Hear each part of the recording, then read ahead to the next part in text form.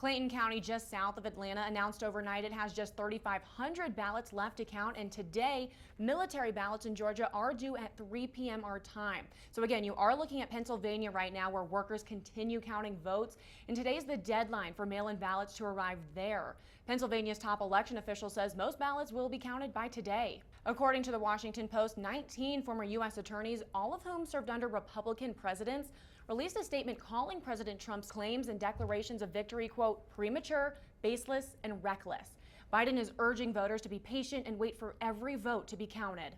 So a lot of election news will continue to follow, but we know it's Friday. You want to get a look of your weather. How are things looking, Lucy? 11 News reporter Melissa Henry joins us live now. Melissa, state leaders say there's a big concern about hospital capacity. We've all got to do our part. Thank you, Melissa. Right now, a local gym is closing one of its 2 locations, not able to survive during the pandemic. Small business Accolade Fitness is getting rid of its 8th Street gym after the owner says they need to downsize in order to stay in business.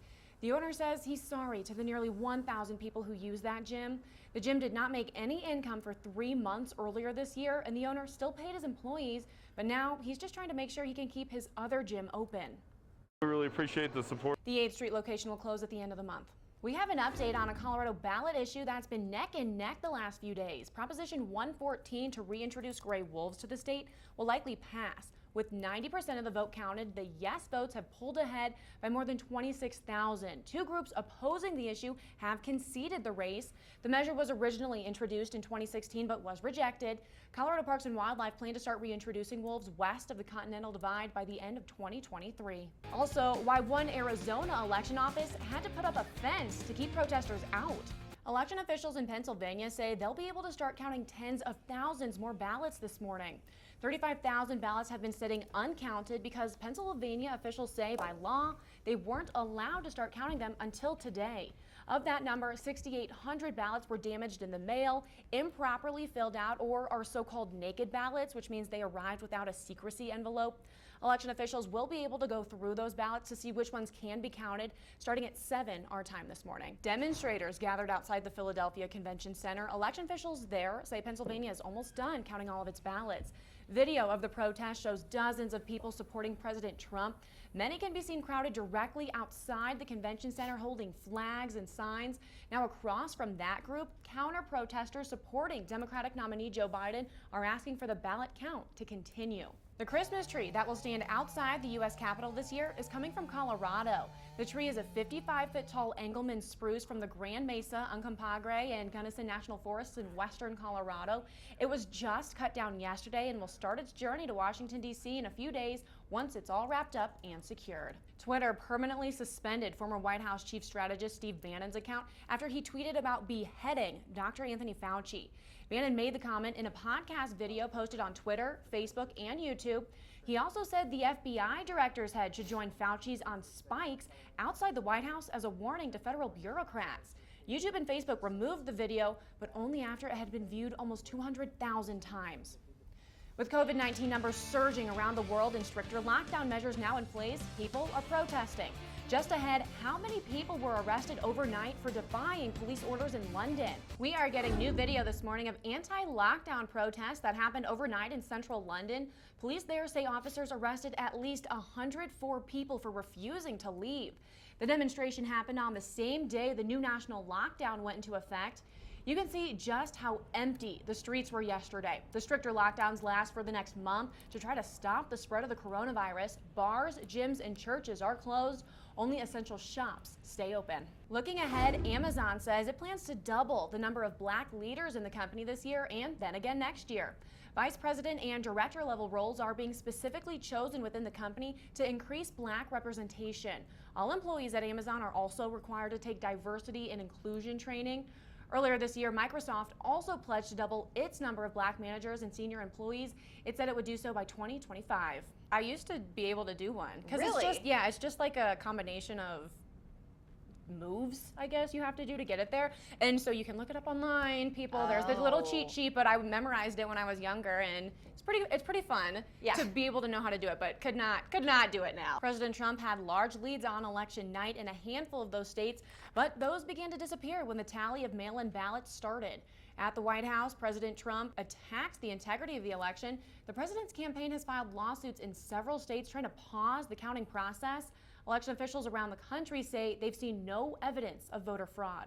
All right, it's a lot to comprehend on an early Friday morning, but one thing we can always count on, the weather. How are things looking, Lucy? Well, we are starting to see some hints of a sunrise. All right, thank you, Lucy. Right now, Governor Polis is urgently asking all Coloradans to cancel their plans for the next few weeks. Right now, a cost-saving measure is being blamed for a surge in votes for a Democratic candidate for the U.S. House in Virginia.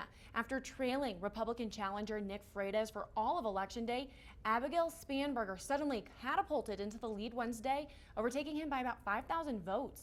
The Henrico County Registrar says he reused a thumb drive to upload absentee ballot results. That thumb drive was coded provisional, even though it actually contained absentee ballots. And the computer program is just looking for absentees. The computer failed to read the absentee ballots on the drive because of a software filter. The mistake was discovered after the Virginia Public Access Project tweeted that 21,000 mail-in ballots had not been counted. Local experts say this election is unlike anything they've seen before, specifically when it comes to bullying. Children's Hospital Colorado says even younger kids are talking about politics. The problem is, instead of understanding each other's sides, there's more name-calling and arguing in this election. The Children's Hospital says being informed about the election is helpful to kids, but try not to be on social media too much, as being constantly connected is probably unhelpful. Parts of the Rocky Mountain National Park will finally be reopening to guests later today. Coming up, some of the areas you'll be able to visit. And let's get you outside at 5:37 this morning in downtown Colorado Springs. We'll have another check of your weather and traffic coming up after the break. We have an 11 call for action alert now. Target is recalling a brand of toddler boots because of a choking hazard. The Consumer Product Safety Commission says Cat and Jack Hamani and Jaren boots were sold nationwide and online. They're for boys and girls in sizes 5 through 12. Officials warn they have received reports of the laces and toggles used to keep out snow breaking off. No injuries have been reported. The boots can be returned to Target for a full refund. Right now, researchers claim the models used to predict climate change may be inaccurate. An international team of scientists conducted a study and found that past climate information was not included in current studies. The team says that information should be used to ensure accurate predictions.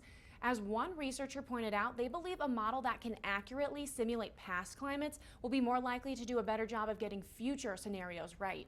But first, 2 people dead and several more hurt following a crash involving a stolen bus. How Colorado State Patrol says it all happened. This is breaking overnight. German police raided the homes and businesses of 4 people linked to the man who carried out a deadly attack in Vienna this week. Police say the men aren't suspected of being involved in Monday's shooting. There's just some evidence that links them to the attacker. 4 people and the gunman were killed during the attack.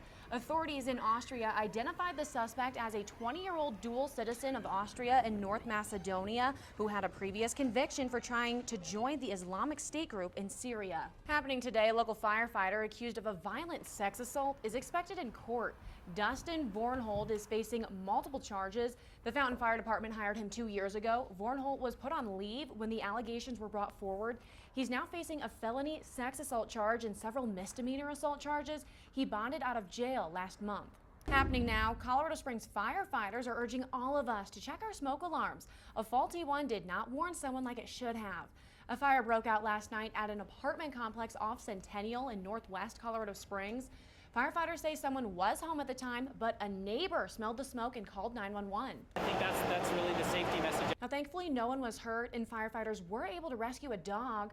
The fire was put out before it caused significant damage.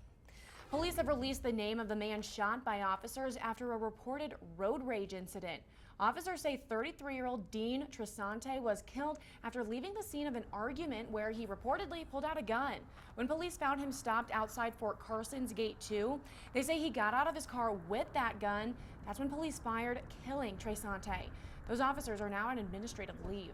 This is developing now. America's largest retailer is teaming up with the Salvation Army to provide help to millions who have fallen into poverty. In addition to the traditional bell ringers and red kettles the Salvation Army usually sets up outside the Walmart, there will be opportunities to give inside at the cash register and on Walmart's app. Salvation Army angel trees will also be set up in many stores, giving shoppers the opportunity to buy gifts for children in need. Such a great way to help out this holiday season. And let's give you a live look outside in Banning Lewis Ranch. You can see the sun is starting to come up. You can see those mountains there. Your time is 5:55. We'll see you again at the top of the hour.